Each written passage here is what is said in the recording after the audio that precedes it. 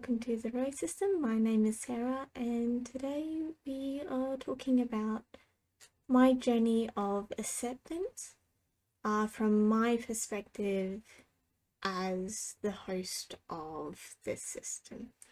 This video is not scripted, so please excuse the umming and ahhing. No doubt that will come up, but I thought I would give a raw and honest and unscripted version of what it's been like finding out that I'm the host of a DID system. We will make allusions to some of our trauma without any detail. We will be talking about some difficult things in this video. Please take care of yourself. We will be talking about medical procedures. We will be talking about extreme splitting and the demise of an alter in terms of, because whilst alters can't die, some alters can cease to exist. And we will be talking about quite a serious example of this. Another thing I should note is that the timeline is very rough. I don't have a good consistent timeline. I never have. So I may be able to give rough dates, but I probably won't be able to for a lot of it. I can tell you when it started, but I can't give specific dates from there unless we've got it written down. Our ability to timeline anything is really, really hard. So our story begins at the end of 2016. We had just graduated high school with an OP of 4, which is really good. So we graduated high school and we moved in with an elderly couple who was quite close to our family for the start of university. Living with that couple was quite difficult, but rewarding at the same time. They were lovely, they were generous, but we had different ideas as to maintain house and different generations. It just didn't quite click, so we moved out from that house at the end of 2017 and moved into a share house in 2018. At the end of 2017 and moved into the share house at the beginning of 2018. During 2018,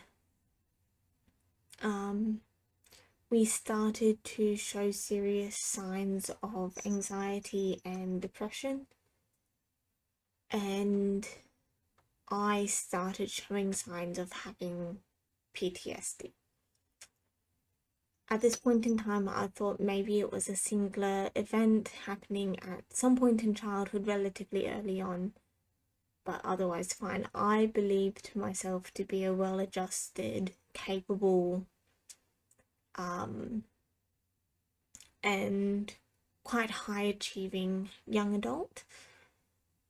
I believed that I had been set up for adult life quite well, and that this was just a blip and something small had happened, just a singular event, on top of,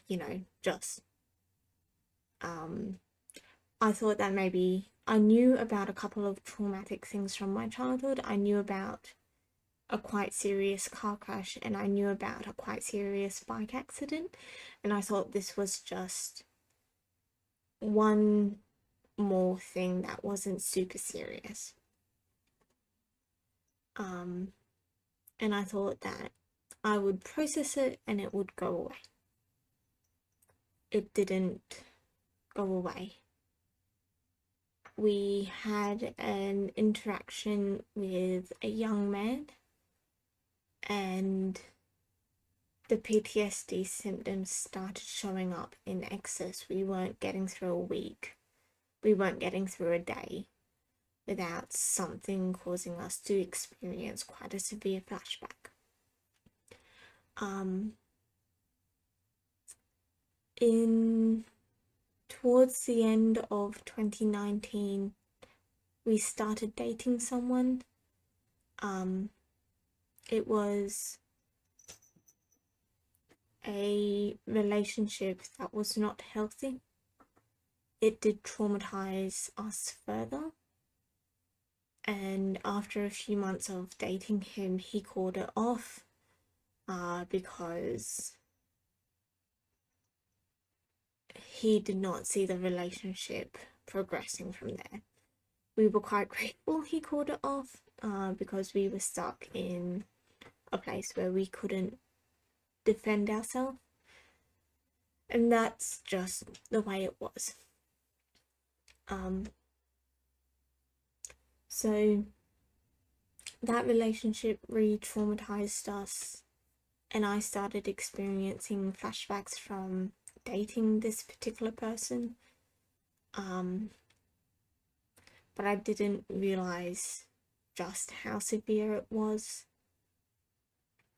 And then 2020 came, and 2020 was the start of COVID.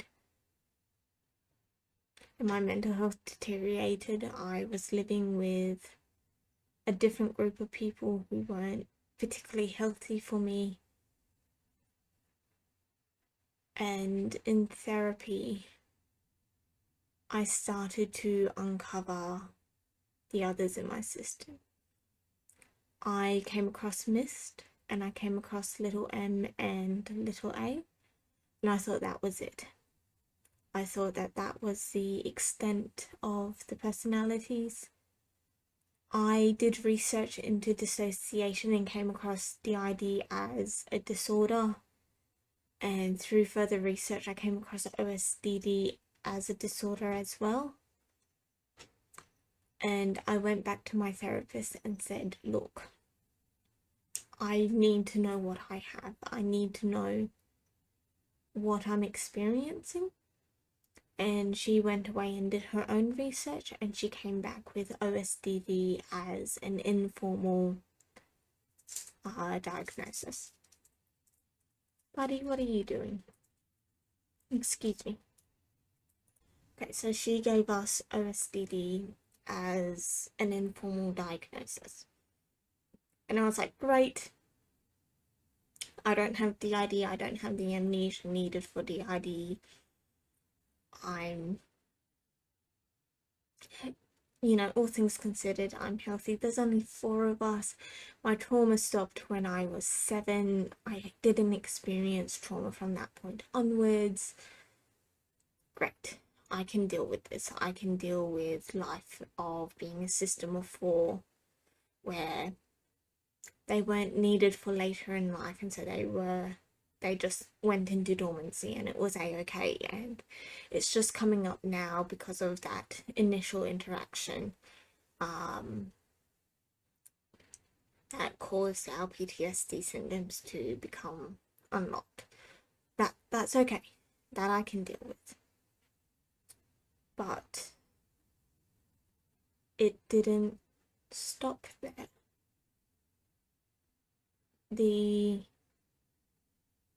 Every few months a new altar would come out of dormancy, and a new set of flashbacks would occur, and a new memory would start to be uncovered. And I was like, oh, okay, the trauma didn't stop then, it stopped later. Okay, that's fine. That is a-okay. I can deal with that. A couple of sporadic incidents, that's a-okay. But alters didn't stop coming out of dormancy. And soon we were a system of, I knew about 20 of us, and I was being told that there were more people I hadn't met yet.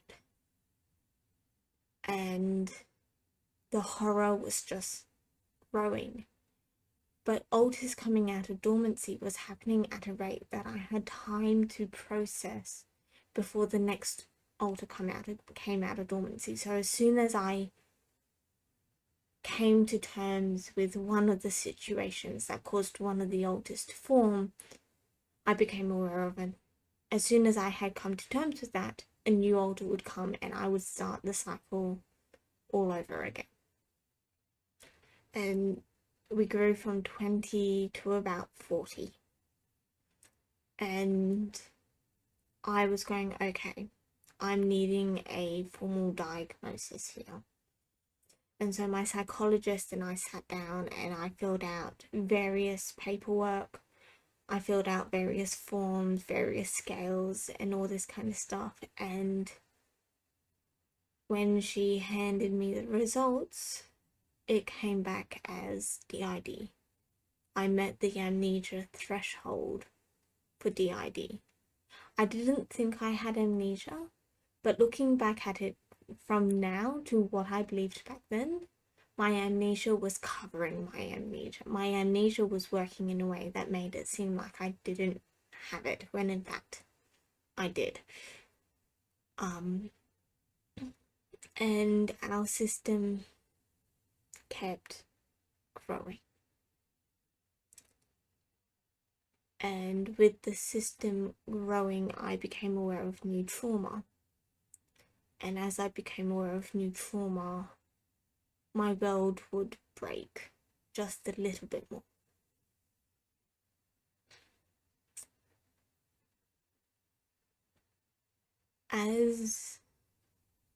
So we were up to about 40 alters. And a new alter came out of dormancy.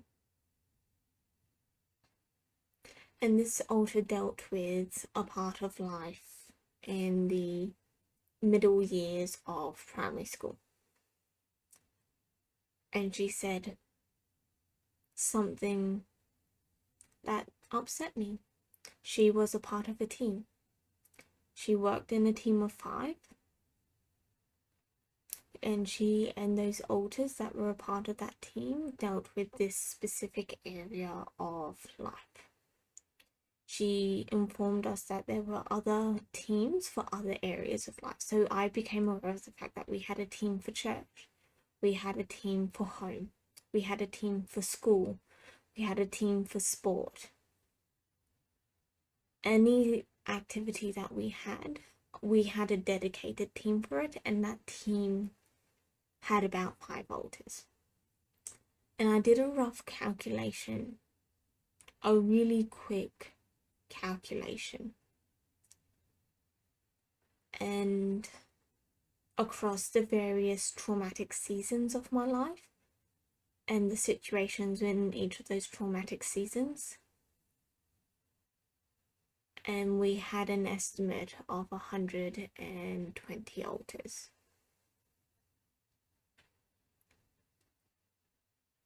And this hurt, because by this point I had come to accept that the trauma didn't stop. The trauma just kept going. It didn't end, it kept going. I was convinced that the trauma ended after my ex and I broke up. I was convinced that that was the end of the trauma, that everything had been okay from there. And so those calculations came to a standstill there. And so I started wrapping my head around the fact that we are a larger system. And I was like, okay, we've got a high alter count, but that doesn't mean we're polyfragmented. That just means we've got a high alter count. And then we had a series of alters come out of dormancy. And these alters spoke about trauma that they went through that falls under the category of ritual abuse. And this ritual abuse started early on in our life, and is still continuing to this day. And we are coming to terms with the fact that people we love and people we respect are directly at fault here. That people we love are responsible for the daily intrusions that we have, the daily trauma that we have had in our, and that we came to them with other traumatic situations that were happening and we weren't believed, or we were misunderstood,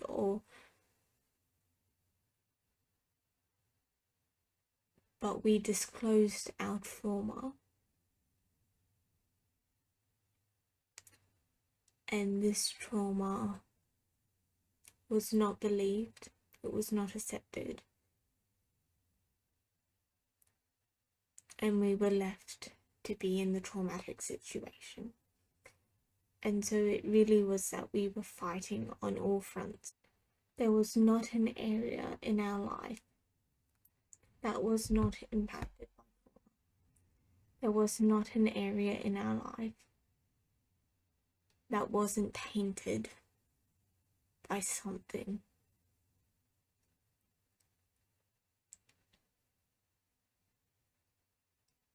With this information came more information about our system. The way my amnesia covers itself and hides itself is incredibly complex. We have complex splitting structures. Our alters are divided into epochs or time period alters. We've got subsystems that deal with very specific parts of life that don't happen on a daily basis but come up every few years. We've got a system of alters who deal with family holiday events such as Christmas. We've got teams of alters who work together as a small group to deal with different aspects of life. And each of these teams are divided into epochs, into periods of time. And what would happen is each time a trauma season ended, all of the alters related to that season would go into dormancy and we would start fresh.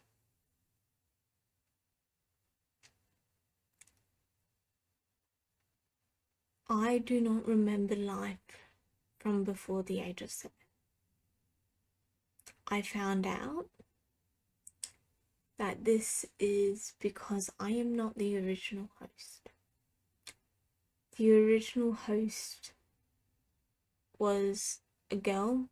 Her name is Kay.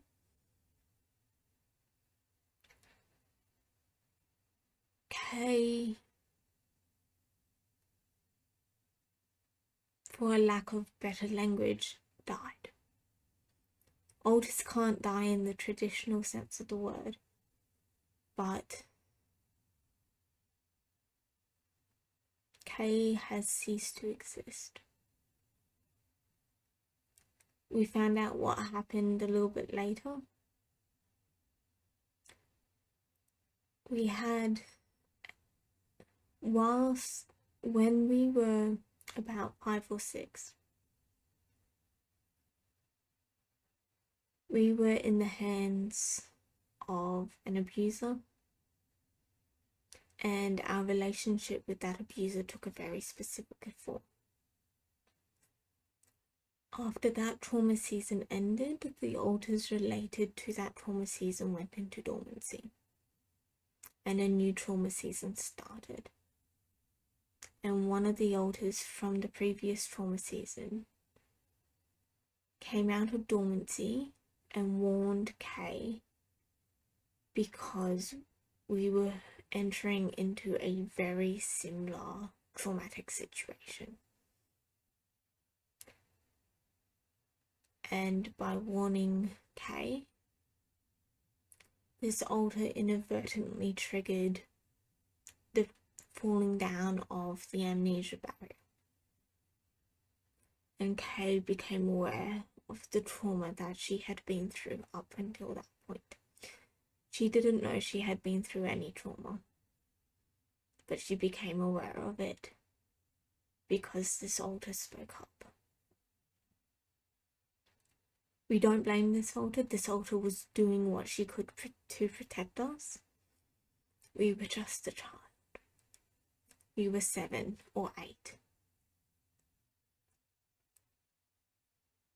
There was no way that this information was going to get out and have it end well. Kay became incredibly unstable. She attempted to unalive us on multiple occasions, but we were able to,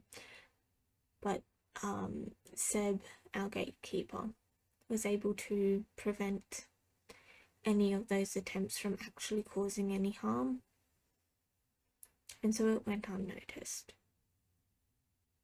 She began to split and fuse and split and fuse,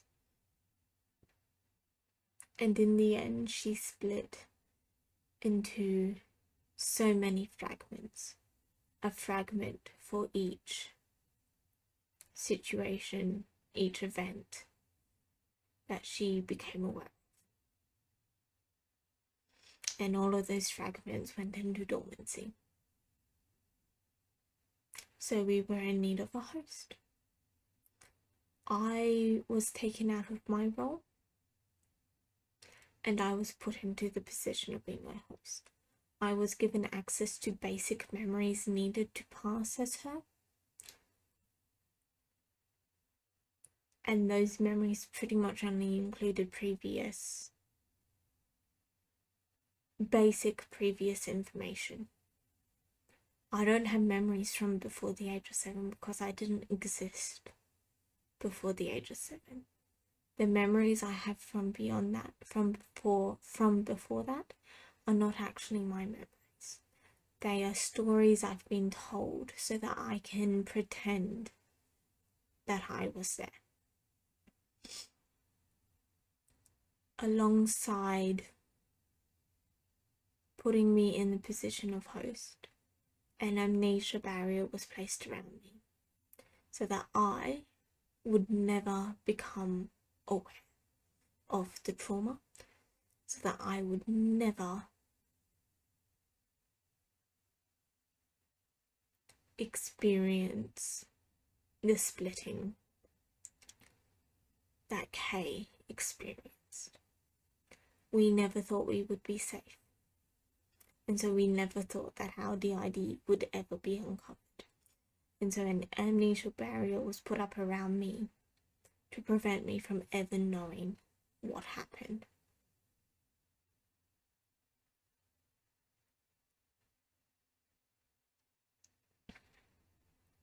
Finding out that I'm not the original host made a world of sense. My gaps in my memory became explained. I didn't think I had amnesia, but I do. And it's quite severe. It looks like forgetfulness, but it's so much deeper than that. To get around the amnesia barrier, I am not stable. What happens is I split every single time I leave the front. A fragment remains in the front and fuses with the alter who is fronting. And when that alter steps back, the fragment splits off them and comes back and fuses back with me. And this gives me a rough timeline of things that happened whilst I was not in the front. I have no memory of what happens to me when I'm not fronting. My memory of that goes blank. I have a rough timeline of things that happen in the body, but I don't have the memories myself. this has been the way that we've gotten around some of the amnesia. But these fragmented memories, these fragments that split and fuse, come with their own amnesia. Because the memories don't belong to me, they fade over time. And so there are these conversations, these important conversations that I have with people that I can't remember.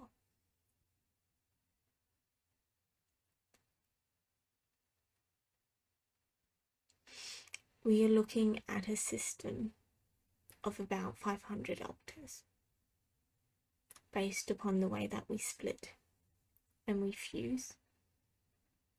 Anytime something stressful happens, the person fronting splits. That fragment goes into dormancy and fuses with other fragments in dormancy to create alters. These alters split and fuse depending on what the situation needs. We have an entire group of alters who've not seen the light of day since they went into dormancy.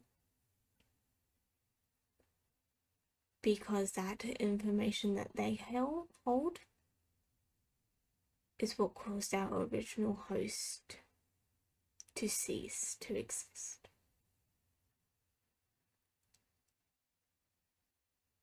We're coming to terms with the fact that we meet the criteria for polyfragmentation.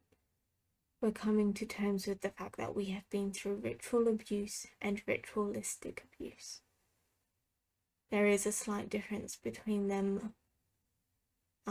Ritual abuses, things that occurred on a schedule, on a schedule, on a frequent basis, whereas ritualistic abuse falls into the category of things that occur under the guise of religion. We're coming to terms with the fact that our alter count is incredibly high and that I may never stop learning about things that the body has been through. I am coming to terms with the fact that the trauma, the big trauma we've gone through is still going on. And that little traumas are still happening, and that I split like 40 times a day.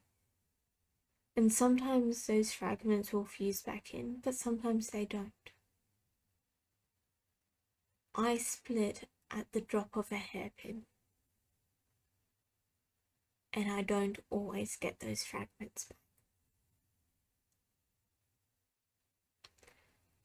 Seeing where I was in 2020 when I started this channel, where I believed it was just the four of us and that the trauma stopped when I turned 7 or 6, I can't remember.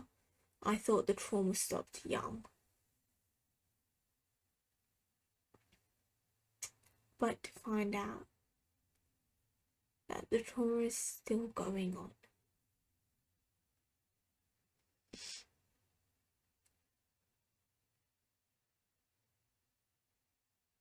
The incredible thing about all of this is that God has been faithful through it all. He has guided us. He has helped us.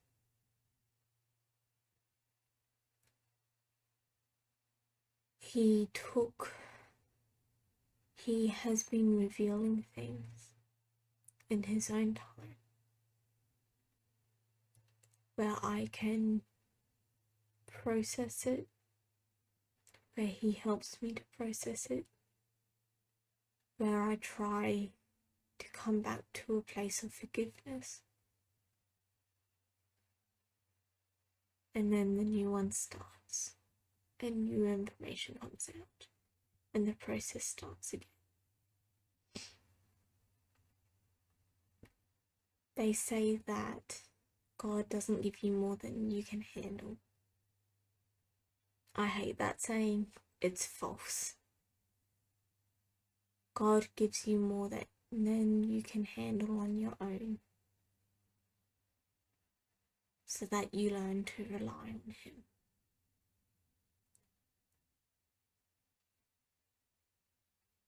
God has been the constant in our life, the thing, the being, the person that we've been able to depend upon. He's kept us safe. All things considered, we haven't died yet.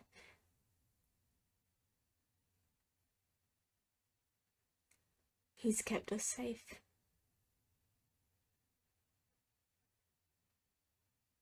And now we do what we can to share His love with people. DID is not easy. OSDD is not easy. Polyfragmented DID is not easy. But we will keep fighting.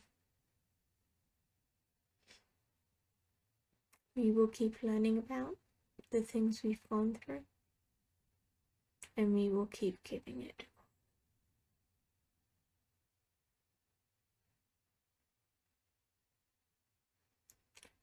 This video is a bit more of a heavy hitter, but that's just the way it is.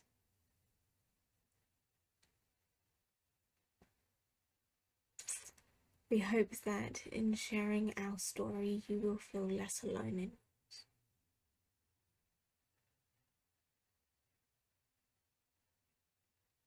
Please know you are loved by the incredible God of the universe. And we'll see you in the next video. Bye.